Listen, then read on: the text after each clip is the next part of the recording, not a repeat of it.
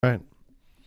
Good morning and welcome to Red Wave Radio with Idaho GOP Chairman Tom Luna and Ada County Chair Victor Miller. That's me on KIDO 580 AM 107.9 FM. Our first segment, we are continuing our theme today of what we call halftime report. And we're going to talk with Republican leadership as we reach the halfway point of the 2021 legislative session here in Idaho. And now we're very pleased to welcome House Majority Leader Mike Moyle to Red Wave Radio. He ran his first legislative campaign on the platform of tax reform and has been a huge advocate of lowering taxes ever since. I bet he has something to say about what's happening in the State House these days on taxes. We'll get to that for sure. Representative Moyle is in his 12th term and has also been Assistant Majority Leader. How about a little background on his past? So he's born in Rexburg, Idaho. He's served in the Idaho he's lived in Idaho, Star, Idaho, since 1969. He attended BYU for a year and a half until returning home to mind the family farming business after his father was involved in a terrible accident. He is still farming, which he says is his calling. He is an entrepreneur and even served as a volunteer fireman and fire commissioner for the Star Fire District. Mike has 3 children. Welcome, Representative Mike Moyle to Red Wave Radio. Thanks. Good to be here. So, what first thing we're trying to do is just educate people on what it is that people do around the State House, and you have a unique role. We like to educate our listeners, so please tell our listeners exactly what role the Majority Leader plays in the legislature. The Majority Leader organizes the floor calendar, organizes when Bill is the guy that does a lot of the work on the side. He's the go-get-her-done guy. Well, you're the right man for that job, Representative Moyle. You and I have worked together for many, many years. And I, from the moment that I came into office and during that time and since then, your focus on tax relief in all forms. Yesterday, a bill was introduced, H0199, which is a tax relief bill that would pass out of the Revenue and Taxation Committee. Talk to us a little bit about that bill and what the focus is and how that will impact the average Idahoan. Thanks, Tom. And we did do some fun things, especially back in the days when you were across the road there. But we had fun. We did good work. I remember when you came in and some of the things you did, and you did a good job. That H Bill 199 lowers income tax rates, and it lowers the sales tax rate. It lowers the top band in income in Idaho from 6,925 to 6,500 even, and then all the lower bands all drop a little bit from there down. That's a big deal. Idaho's has one of the highest income tax rates in the nation. People don't realize that. You're in the top, and it needs to come down. When I first got elected, we were at 8.4 on corporate and 8.2 on individuals. So we've come a long ways through the years, but we have a long ways to go. It needs to be down closer to 5, in my opinion. It also lowers the sales tax from 6% to 5.3%, and that's a big savings to everybody. You'll see in the next few days now that bill is out there. There'll be push from the governor and others to have an alternative plan. He'll try to do something. I know he wants to raise fuel tax and some of those, and I don't think this is the time to raise taxes. But the bill that we did introduce will be good for all Idahoans in the end, and it will help the economy, and it will encourage business to come here, and those that are here, it'll help everybody. Thank you. Representative Moyle, could you talk about the size of the relief we're talking about in terms of dollars? And also, there's a lot of heat always around the grocery tax. Talk about how your bill deals with that. Thank you. Yeah, overall impact will be about a $284 million reduction. It'll be the largest reduction in taxes in Idaho history if it were to pass. As we just debated the issue of whether to take sales tax off of food or whether to lower the overall rate, we think it's better to lower the overall rate. When you take the sales tax off of food, there's a presumption that you're all going to see a benefit at the store, but not necessarily. Stores base their prices on what you're willing to pay. And when you lower it 6%, some of it you'll see, but not all of it. The other issue is when you talk about sales tax off food, it's not all your food. There's a presumption that you'll go to the store and it'll all be exempt. Well, you know what the number one food purchased item in, or number 2? It's pop, soda pop. Should that be sales tax free or taxed? You get into this dilemma of you have to define what's taxed and not taxed. Some states, for example, a marshmallow, if it's a big one, is food, but a little one's fish and bait, so you have to pay the sales tax on a little one. Then you got to hire all the staff to try to figure it out. And in the end, after visiting with some of our friends that own grocery stores or I shouldn't say own, but are in the management of some of them, they're all saying the same thing, that in the end, the consumer won't see a big savings there, as much of a savings as they think. There's about a $100 million hole when you remove the food credit and take sales tax off of food. So where does that hole come from? Well, you're a destination state. People come here to recreate. There's over 5 million people, they say, that travel through Idaho Falls to Yellowstone. Well, they stop at the grocery store and they buy food. There's a group of individuals here that are probably not supposed to be here. Illegal aliens, for example. It's the only tax they pay. You have issues like that compound the problem when you start looking at taking the sales tax off of food. But if we can give it back to Idahoans, broaden the base. You heard that in the last campaign election. We talked about broaden the base and lower the rate. That's what we're basically doing. We're lowering the sales tax rate across the board, and it's a better deal, in my opinion, than necessarily taking sales tax off food. And that's coming from the guy that brought the original bill back in 2015. I always thought it was a good idea, but the more I look at it, I think we're better off lowering the overall rate than certain food items. So now that the bill's out of committee, let's talk about what we think might happen. So what are you hearing and how the Senate might approach this topic, or the governor might approach this topic? Do you expect any input from them that might be a little bit different than what we see in your bill? Yeah, we'll have another hearing in the committee before it hits the floor. The governor will, I would assume, have his proposal in the next few days. I know some of the things he wants. He's concerned, would like to see less of an ongoing impact. He thinks that 284 is too much. He would like to see an increase in fuel taxes added to it. I just don't think with the kind of money we have floating around the Capitol right now that we ought to be raising any kind of taxes, let alone fuel taxes, now that we got this new president of the United States that's doing all he can to drive fuel prices up and put us all back in the poorhouse. So I just don't think it's the time to be raising taxes. And the governor will focus on that. And the governor, I would assume, will also focus on he's more interested. I don't know that he's as concerned about our high income tax rates as those of us in the House are. So you'll see a bunch of pushback. You'll probably see him bring a proposal in the next day or two, and then you'll see the House and the governor, and we'll start negotiating amongst themselves. On the Senate side, they have the benefit to sit back and wait. They get they're playing with the property tax bill over there too, and we can talk about that if you would like. But right now, I would assume they'll keep their powder dry and watch and see what happens between the governor and the House, and we'll try to negotiate some kind of a deal, I assume. But again, I have real concern with raising fuel taxes, and I know that's his number one issue. Representative Moyle, I want to talk about property taxes in a moment, but first, let's just take one step above this whole tax relief. It's driven by at least partially by the fact that we have a $600 million surplus. We also have unprecedented amounts of money coming from the federal government. That spigot is wide open. So again, and that's a whole other conversation about the wisdom in that. But we got about a minute and a half here in this first segment with you. So let's talk about that surplus and where you think you've talked about money for tax relief. What about the rest of these dollars and how it impacts the budget? Thanks, Tommy. You're going to see a bunch of it be, I think, segregated out for roads and education. Those are two big priorities. The governor also has a list of things he'd like to see us spend it on. I know that there's some House and Senate members that'd like to see it spent on other areas. So you're going to see a lot of different programs get pumped full of cash. And then, like you said, you've got another one coming. It's catered part of it mostly to the locals, so the state won't get it. It'll go directly to the locals. But that also offers up an opportunity, in my opinion, to cut property tax and another thing. If they're going to get a flush full of money on that side, there's an opportunity to maybe lower property tax also at the same time. So the debate now becomes whose priority rises to the top. I think you'll see education, and I think you're going to see transportation get a lot of money, and other pet project. Got to be careful though, because sometimes those pet projects start nickel and dime you, and then they want it to be ongoing later. So we got to be careful how we handle those and make sure they are one time.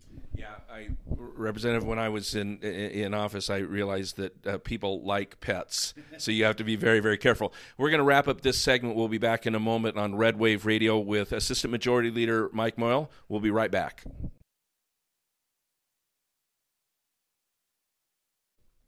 Welcome back to Red Wave Radio with Tom Luna and Vic Miller. We're here with Majority Leader Mike Moyle. I think I gave you a demotion there a moment ago. There you go. But Mike, we were wrapping up the last segment. We started to talk about property taxes. Everybody is impacted by property taxes, even those that rent. It definitely has an impact on what they pay for rent, the amount of property tax. Property tax, when you look at your property tax, you see many different line items, whether it's your schools, the city, the county. It's a huge burden, but it is one of the three legs of the income stool, right? We've talked about sales tax. We talked about income tax. Let's talk a bit about property tax. Senator Rice introduced a bill recently in the Senate to address this. What are your thoughts on property tax, and what do you see happening this legislative session when it comes to property tax relief? Thanks, Tom. Yeah, property tax has been a big issue. If you remember last year, I introduced the bill to freeze property taxes, trying to slow down the growth. The problem we have in Idaho is that when somebody builds a house next to you, a new home, your property taxes go up, and we should not be allowing growth to drive up the existing residents' property taxes. Through the years, in 1995, it went into effect in 96, the local governments were allowed to add new construction to their tax rolls. And since then, you've seen a gradual, quite a steep increase in property taxes. The last few years, the House has been able to get bills out to lower property taxes, but the Senate hasn't. This year, the Senate started the bill. The problem you have is that when we produce any kind of proposed property tax relief, every stinking city and county and you name them across the state shows up. Last year we had, 3-4 days of hearings, and it was all cities and counties saying if you freeze or you slow down the amount of money we get, the world's going to end and blah, blah, blah. You know how that goes. And the tears were just awful to watch for days. But somehow we have got to get this property tax under control. In the past, the legislature has never been able to really do it because when the lobbying shows up from the cities and the counties and other taxing districts, the legislature seems to fail. So in the past, like Prop 1 and 78 or the homeowners exemption, they were all done through voter initiatives. I'm afraid that if we can't get these local governments, they admit there's a problem. They just don't want to do what needs to be done, and that's cut their budgets. We all worry about what we're paying and the values of our home, but the values are not all of the problem. The biggest problem is the budget, because that's what ties to how much you pay. So you've got people living in very, 2,400, 3,000 square foot home in Canyon County paying $1,000 a month in property tax alone, let alone a mortgage. It's got to stop.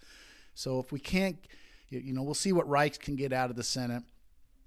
His bill doesn't really cut them. It kind of softens what's going on now. I think we ought to be cutting them more than just slowing the growth. But we'll see what he can get out of the Senate, and then we can go from there. When it gets to the House, we can play ball. The property taxes need to be addressed, and then we need to fix them. And I'm glad the Senate started this year so we have a chance to let them go through what we went through last year. Yeah, there you go. So quick follow-up, and then I'm going to turn it over to Vic. He's got a couple more questions for you about some other things you're dealing with here in the legislature. But you mentioned that local entities, whether it's the county or the city, may look at cutting budgets, and oftentimes it's just cutting growth in their budgets. Talk a bit about that, because how many times have we heard those elected officials talk about the fact that they champion the fact that your rates have gone down, but they don't talk about the fact that your property value has gone up, and with a lower rate, you're still paying more taxes. Tom, you get it all the way. They say, well, the mill levy went down. Well, yeah, and your value went up 20%, and the mill levy went down 2%. You're paying more in money. The ultimate line, the ultimate deal is how much you're paying, not how much did the mill levy rate go down. That's a joke. You see the schools play that game all the time with supplementals. The value's gone up, so your mill levy rate's going down. So you're paying more, but the mill levy rate, it's a game.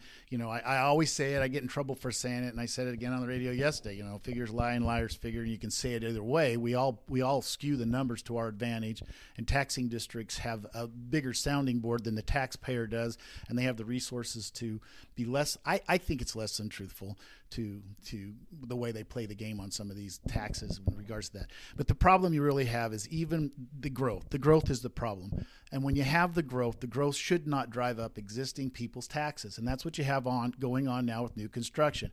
Somebody building a house next door to Tom Luna should not make Tom Luna's taxes go up. And that's what's going on today. And when you try to fix it, well, it's like the representative from the Association of Cities the other day told us, well, it's not our fault. You guys passed the law. I said, okay, so help us change the law. Well, no, we want the money. You know, they want to blame us, but they don't want to fix the problem.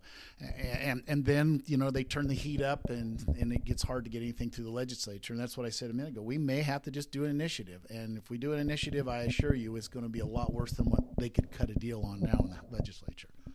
You know, I just thought of one more tax issue I'd like to talk to you about, and that's levies. And a lot of times what's happened with levies is, like, for example, a bond will come off, a new bond is put on, and they talk about the incremental of the old bond versus the new bond, as opposed to saying what the tax burden will be of the bond that's going on.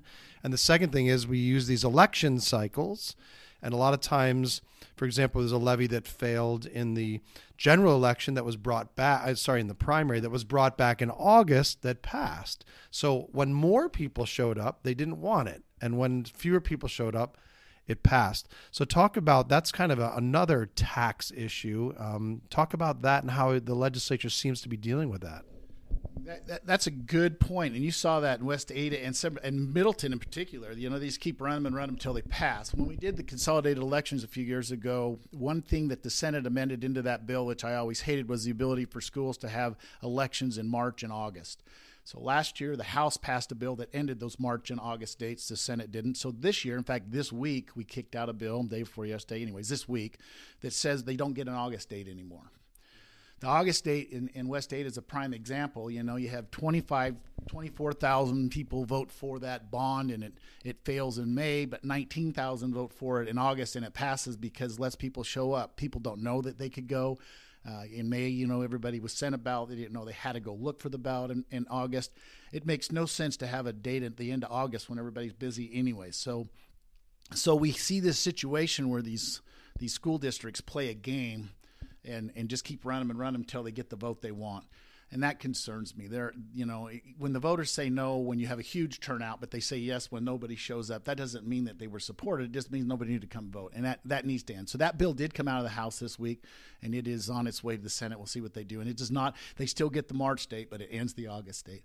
So we've got to stop the games that are played in property taxes, and we got to stop the misinformation. Like you said, they'll say, oh, the mill levy's less. Well, yeah, it's less because the value went up. You're still paying more in taxes. They play that game. The other problem with property taxes we have too is a lot of people have mortgages. They don't see that bill. So the bill comes out of their mortgage. Their mortgage goes up, you know, $20 a month. Well, you know, that adds up every month for 12 months, $240 a year. Most of them's more than that. They don't see it though. It's a hidden tax. Now, if their house is paid off, and you're seeing that now with a lot of people moving in, excuse me, they are paying their houses off. They have to write the check. And they're coming from California, for example, where they have a cap because of Prop 13. Now, Idaho had a similar bill in 1978 called Prop 1, but the legislature undid it, which was a mistake in my opinion. We wouldn't be in this boat we are today if we'd have left that in. So I think going forward that the legislature, especially on the House side, is trying to fix those things like the issue with the dates and some of those things that we've actually done so far this year. So we have about 1 minute left. So what are your impressions so far on the first half of the session? Because this is our halftime report, right? We're halfway through. What's your quick takeaway on what's happened in the first half and what we should expect the second half? Well, this been slow. I mean, there's been a lot of bills proposed. One of the biggest issues starting this session, and by the way, I don't think we're halfway. I think this is going to go longer than that. But one of the things you saw yesterday, for example, in the House, we passed House Bill 135. That bill addresses some of the concerns with the governor's reaching, not allowing people to go to church. That'll let you go to church. It stipulates that you get to keep your civil liberties. It allows you to keep your job. It does all those things we talked about. Now, that bill did pass the House yesterday. It's headed to the Senate. So some of those issues are coming along. It's been hard, though, because when you push one place, you have a problem in another place. It's like a balloon. You push your finger here and the air goes somewhere. And so it's been hard to get the big issues addressed in a manner in which they'll get through the whole process. But we're moving along slowly, which I hate, but we're getting there. You're going to see a lot more happen in the next few weeks. We've done the constitutional amendment to allow the legislature to come back already in the House. So a lot of things are kind of halfway through the process. Well, we covered a lot of topics, and your wheelhouse is taxes, and we're so grateful to have someone like you to tell Idahoans what's really going on. We're going to be back with Red Wave Radio. Next segment, we're going to have Senator Abby Lee, and we'll be right back with Red Wave Radio on KIDO 580 AM, 107.5 FM.